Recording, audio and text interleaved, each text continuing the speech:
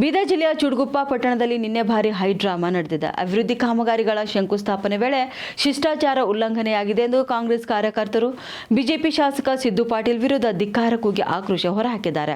ಇನ್ನು ಅಭಿವೃದ್ಧಿ ಕಾಮಗಾರಿಗಳ ಶಂಕುಸ್ಥಾಪನೆ ವೇಳೆ ಎಂಎಲ್ಸಿಗಳಾದ ಚಂದ್ರಶೇಖರ್ ಪಾಟೀಲ್ ಹಾಗೂ ಭೀಮರಾವ್ ಪಾಟೀಲ್ ಅವರಿಗೆ ಆಹ್ವಾನ ನೀಡಿಲ್ಲ, ಬ್ಯಾನರ್ನಲ್ಲಿ ಫೋಟೋ ಹಾಕಿಲ್ಲ ಎಂದು ಕೈ ಕಾರ್ಯಕರ್ತರು ಧಿಕ್ಕಾರ ಕೂಗಿದ್ದಾರೆ. ಈ ವೇಳೆ ಬಿಜೆಪಿ ಮತ್ತು ಕಾಂಗ್ರೆಸ್ ಕಾರ್ಯಕರ್ತರ ನಡುವೆ ಮಾತಿನ ಚಕಮಕಿ ನಡೆದು ಗೊಂದಲದ ವಾತಾವರಣವೇ ನಿರ್ಮಾಣವಾಗಿತ್ತು.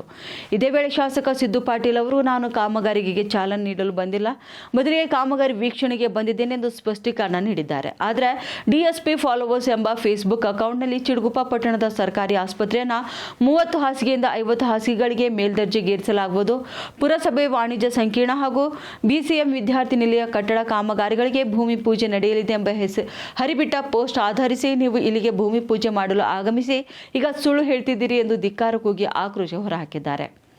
ಚುಡುಪ ಪಟ್ಟಣದಲ್ಲಿ ಪುರಸಭೆ ನಗರೋತ್ಥಾನ ವತಿಯಿಂದ ಸುಮಾರು 2 ಕೋಟಿ ರೂಪಾಯಿಯಲ್ಲಿ ಈ ಒಂದು ಕಾಮಗಾರಿಯ ಪ್ರಾರಂಭ ಮಾಡ್ತಾ ಇದ್ದೆವು.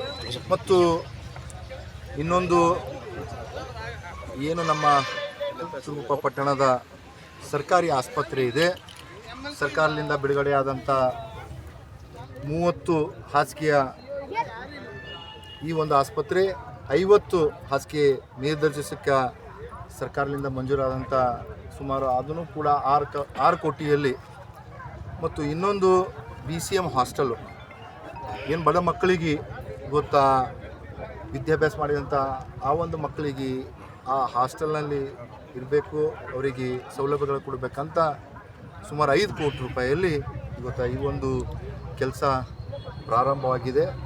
ಆದ ಕಾರಣ ಇವತ್ತೆಲ್ಲ ಸಮಸ್ತ ಚುಡ್ಗುಪ್ಪ ಪಟ್ಟಣದಲ್ಲಿ ಇವತ್ತು ನಾವು ಏನು ಅಭಿವೃದ್ಧಿಗಳು ಹೇಳಿದ್ದೇವೋ ಅದರಂತೆ ಇವತ್ತು ನಡೀತಾ ಇದ್ದೇವೆ. ಇವತ್ತು ಮೊನ್ನೆನೂ ಕೂಡ ನಾವು ಮಿನಿ ವಿಧಾನಸೌಧ ಉದ್ಘಾಟನೆ ಕೂಡ ಗುದ್ದಲಿ ಪೂಜೆ ಮಾಡಿದ್ದು, ನಾವು ಏನು ಸರ್ಕಾರದ ಆಸ್ಪತ್ರೆ ಮೇಲ್ದರ್ಜಿಸುವಂಥ ಕಾರ್ಯ ಆಗ್ತಾ ಇದೆ. ಮತ್ತು ಈಗಾಗಲೇ ಡಿವೈಡರ್ ರೋಡಿಗೆ ಕೂಡ ನಾವು ಪ್ರಸ್ತಾವನೆ ಕೊಟ್ಟಿದ್ದು ಇವತ್ತಾಗಲೇ ಅಪ್ರೂವಲ್ ಬಂದಿದೆ. ಅದನ್ನು ಮುಂದಿನ ದಿನಗಳಲ್ಲಿ ಅದನ್ನು ಒಂದು ಪೂಜೆ ಮಾಡುವ ಮುಖಾಂತರ ಅದನ್ನು ಕೂಡ ಪ್ರಾರಂಭ ಮಾಡ್ತೇವೆ. ಏನು ಇವತ್ತು ನಮ್ಮ ಚುಡ್ಗುಪ್ಪ ಪಟ್ಟಣದಲ್ಲಿ ನಾಗರಿಕರಿಗೆ ಸೌಲಭ್ಯಗಳು ಸಿಗಬೇಕು,